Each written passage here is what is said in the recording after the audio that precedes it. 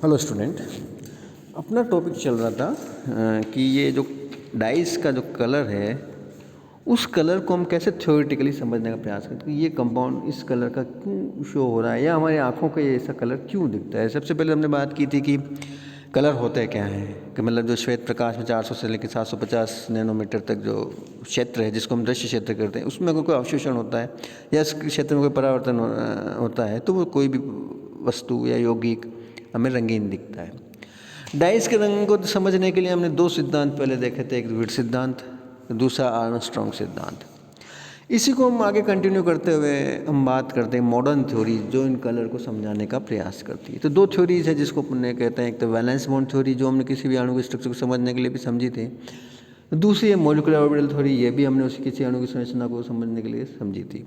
दोनों में क्या अंतर है कि जहाँ संयुक्त बंध सिद्धांत जो इलेक्ट्रॉन युग्म को आधार बनाता है, जबकि आणविक कक्षक सिद्धांत एक इलेक्ट्रॉन को आधार बनाता है। तो हम सबसे पहले बात करते हैं संयुक्त बंध सिद्धांत की या वैलेंस बॉन्ड थ्योरी की। इससे हम समझने का प्रयास करते हैं।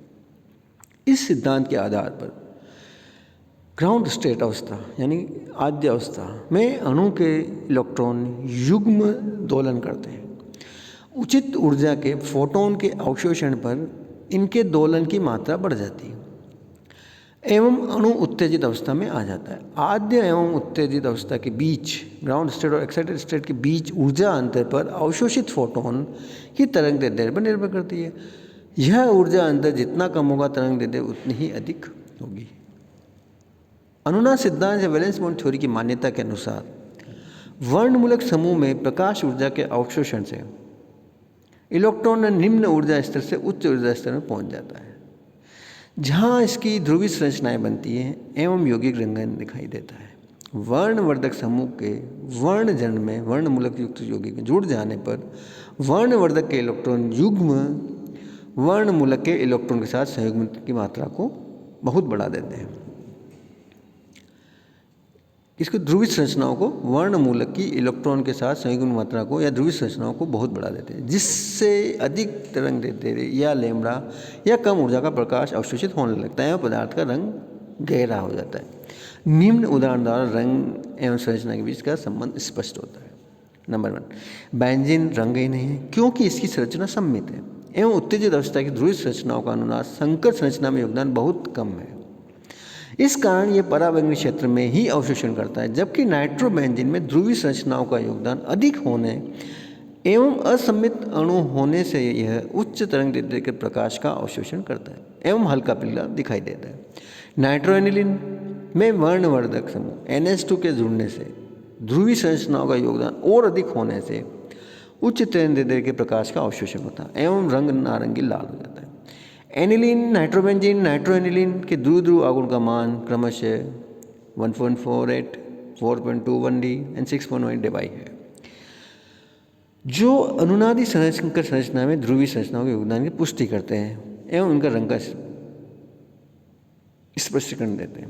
ये हमने एग्जाम्पल भी लिया, बेंजीन है, एनिलीन है, नाइट्रोबेंजीन है, पैरा नाइट्रोएनिलीन है, और फिर इसकी लास्ट वाले की अनुनादी संरचनाएं बना रखी और इनके अलग अलग डायपोल मोमेंट का मान भी बता। इसी तरह से पैरा एमिनोबेंजीन दो संरचनाओं, एक उदासीन व एक ध्रुवीय के योगदान से पीला है, जबकि अम्लीय माध्यम में दोनों ध्रुवीय संरचनाओं के योगदान से बैंगनी हो जाता है। क्या लिया हमने? Para amino azobenzene. ठीक है, पैरा एमिनो एजोबेंजीन की दो स्ट्रक्चर से, एक जिसको अपन बेंजोनोइड और क्विनोइड पहले कहा था, यहाँ पे हम कह रहे हैं कि एक ध्रुवीय संरचना है, एक अध्रुवीय संरचना है। ठीक है, तो अध्रुवीय संरचना की जगह ध्रुवीय संरचना के कारण से क्या है? पीला है। जबकि अम्लीय माध्यम में क्या हो गया? दोनों ही ध्रुवीय संरचना हम दोनों स्ट्रक्चर बना रखे हैं अम्लीय माध्यम में, तो ये किस कलर को शो कर रहा है? बैंगनी रंग को शो कर रहा है। दोनों संरचना हमने बना रखी है, दोनों में नाइट्रोजन प्रोटोनेटेड है, दोनों के ऊपर प्लस चार्ज है, यानी कि दोनों ही ध्रुवीय संरचना है जिसमें प्लस चार्ज है, इसका मतलब क्या हुआ? बैंगनी हो गया। इसी तरह हम तीसरा एग्जाम्पल लेते हैं, विभिन्न डाइफेनिल पॉलिन्स, विभिन्न डाइफेनिल पॉलिन्स के रंग संयुग्मन बढ़ने के साथ साथ गहरे होते हैं। उदाहरण हम ले रहे हैं, डाइफेनिल है, दोनों C6H5 समूह लगे हैं दोनों तरफ, बीच में क्या है? CH डबल बॉन्ड CH, ये क्या है? पॉलीन, नंबर ऑफ कितने डबल बॉन्ड है कॉन्जुगेशन में। अगर 2 है तो जो वेवलेंथ का अवशोषण होगा 3520 एंगस्ट्रॉन पे होगा जो रंगीन में। 3 हो गए तो 3770 पे हल्का पीला हो गया। 4 हो गए 4040 पे गहरा पीला हो गया। 5 हो गए 4240 में नारंगी शो कर रहा है। 6 हो गए भूरा नारंगी शो करेगा 4450 एंगस्ट्रॉन पे। 7 हो गए कॉपर ब्रॉन्ज कलर 4650 का अवशोषण शो करेगा। 11 हो गए तो काला बैंगनी हो गया 5230 अवशोषण, और 15 हो गए तो 5700 अवशोषित करेगा और हरा काला देगा। यानी कि जैसे जैसे अणु में श्रृंखला बड़ी होकर संयुग्मन की मात्रा बढ़ाती है या ध्रुवीय संरचनाओं का योगदान बढ़ता है तो लंबी तरंगदैर्ध्य का प्रकाश अवशोषित होता है। इसे निम्न यौगिकों के में देखा जा सकता है, जैसे एथिलीन है और 1,2-डाइफेनिल एथिलीन है। 2C6H5 समूह जो इसी का रूप है तो 3190 अवशोषण कर। बीटा कैरोटीन जिसमें कि वही कंजुगेशन बढ़ता हुआ लगातार जो कि 4510 एंगस्ट्रॉन एब्जॉर्ब करेगा और नारंगी लाल दिखेगा। इसी क्रम में और आगे हम चलते हैं। पदार्थ का रंग संगलित बेंजीन वलय की संख्या पर भी निर्भर करता है। उदाहरण स्वरूप बेंजीन और नेफ्थलीन दोनों रंगीन। एंथ्रासिन लिया आपने हल्का पीला हो गया, नेफ्थेसिन लिया नारंगी हो गया और पेंटासिन लिया तो नीला हो गया। इसी तरह से ऑर्थो व पैरा बेंजोक्विनोन के रंग भी उनकी ध्रुवीय संरचनाओं के योगदान में स्पष्ट करते हैं। किसकी बात कर रहे हैं हम? ऑर्थो एवं पैरा बेंजोक्विनोन, जिनकी जो अनुनादी संरचना है वो क्या है? ध्रुवीय संरचना है। देखिए दोनों एग्जाम्पल हैं, एक पैरा बेंजोक्विनोनिन है, एक ऑर्थो बेंजोक्विनोनिन है। इसकी 1 2 3 3 संरचना बनाएगी, सभी के ऊपर आवेश है और सभी आवेश हो रहा है। इसका मतलब ये क्या है कि ध्रुव कलर शो करते हैं। इसमें और एक एविडेंस, रंजकों का रंग उनमें स्थित आवेश की सघनता पर भी निर्भर करता है। जितना अधिक आवेश होगा उतनी ही लंबी तरंगदैर्ध्य का अवशोषण होता है। उदाहरण क्रिस्टल वायलेट में मेलेकाइट ग्रीन से अतियापन होता है, फिर भी मेलेकाइट ग्रीन आवेश की सघनता के कारण अधिक रंगीन होता है। दोनों हमने स्ट्रक्चर बना रखे हैं, क्रिस्टल वायलेट और मेलेकाइट ग्रीन। इसको हम दोनों में अभी पढ़ा भी था। तो क्या कह रहे हैं हम कि जितना आवेश होगा वो उतना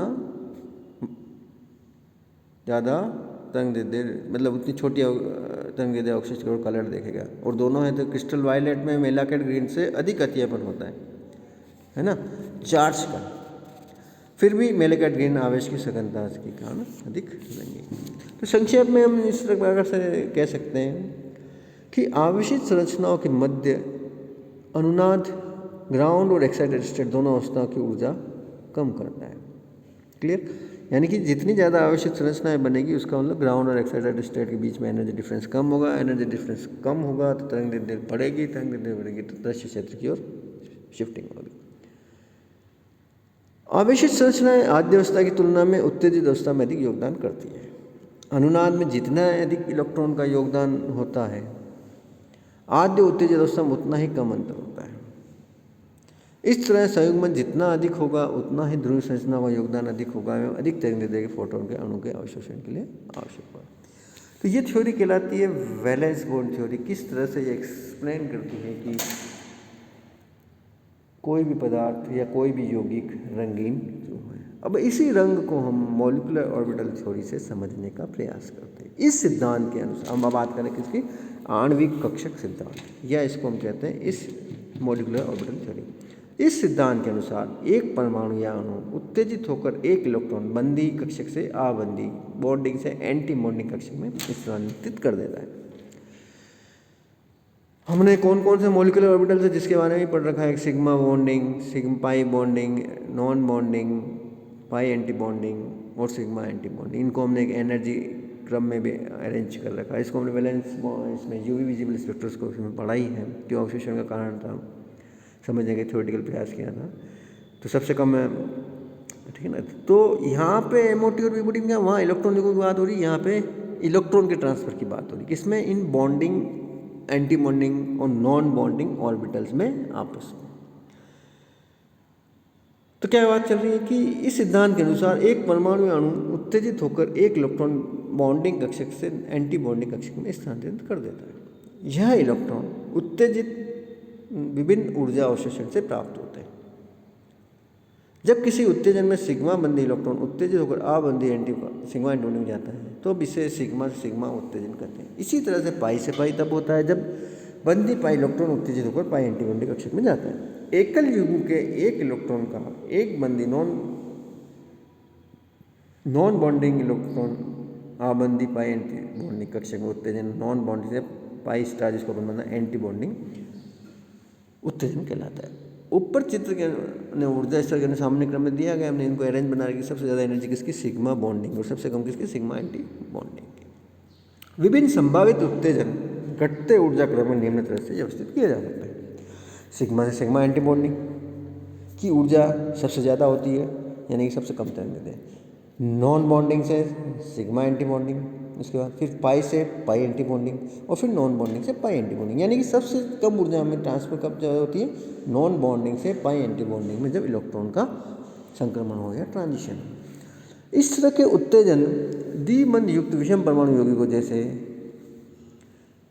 carbon double bond sulphur, carbon double bond O, carbon double bond N में आदि में होता है, और इन्हें निम्न रूप से दिखाया जा सकता है। हमने दिखा रखा है कि पाई से पाई एंटी बॉन्डिंग और कैसे नॉन बॉन्डिंग से पाई एंटी बॉन्डिंग में ट्रांजिशन होता है। ये दोनों हमने इसके संक्रमण दिखा रखे हैं। एल्केन में केवल सिग्मा से सिग्मा एंटी बॉन्डिंग उत्तेजन कार्बन हाइड्रोजन और सिग्मा से सीसी के बंध संभव है, तो उसमें बॉन्ड ही सिग्मा ही है, तो उसमें ट्रांजिशन कौन सा? सिग्मा से सिग्मा ट्रांजिशन उत्तेजन संभव। लेकिन इन उत्तेजनों में बहुत उच्च ऊर्जा के फोटोन की आवश्यकता होगी। उदाहरण से एथेन में लैम्ब्डा मैक्स 135 नैनोमीटर है, कार्बन कार्बन है।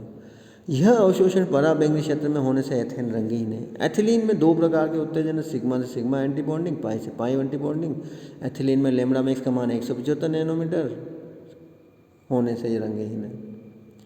1,3-ब्यूटाडाइन में संयुग्मन के कारण अवशोषण लैम्ब्डा मैक्स 216 तक खिसक जाता है, लेकिन यह भी पराबैंगनी क्षेत्र में होने से रंगीन होता है। यह पाया गया कि गणना या प्रायोगिक आधार पर जैसे जैसे संयुग्मन बढ़ता है, उच्चतम और निम्नतम स्थापित पाई कक्षकों के मध्य ऊर्जा अंतर कम होता है एवं उच्च तरंग दैर्ध्य का अवशोषण होता है। जब यह अवशोषण दृश्य क्षेत्र में आ जाता है तब यौगिक रंगीन प्रतीत होता है। उदाहरण पॉलिन्स का मान N का मान 6 होने पर अवशोषण नीले क्षेत्र में होता है एवं यौगिक पीला दिखाई देता है। इसी तरह विभिन्न डाइफेनिल पॉलिन के रंग भी कम ऊर्जा अंतर के कारण उच्च तरंग दैर्ध्य के अवशोषण से समझाया जा सकता है। एरोमेटिक यौगिकों में उदाहरण स्वरूप बेंजीन के एक सममित यौगिक होने से कोई द्विध्रुवी संक्रमण संरचना प्राप्त नहीं होती। इस कारण से यह अवशोषण नहीं दर्शाती है एवं रंगीन होती है। जबकि जब बेंजीन वलय में कोई उचित प्रतिस्थापन हो जाता है तो इसकी सम्मिति नष्ट हो जाती है। इससे आवेश का पृथक्करण और संयुग्मन बढ़ जाने से अवशोषण की तीव्रता बढ़ जाती है तथा अधिक तरंग दैर्ध्य के विकिरण का अवशोषण होता है। इसी कारण नाइट्रोबेंजीन रंगीन पीली होती है। नाइट्रो एनिलीन में संयुग्मन या आवेश की पृथक्कता दोनों बढ़ जाती है।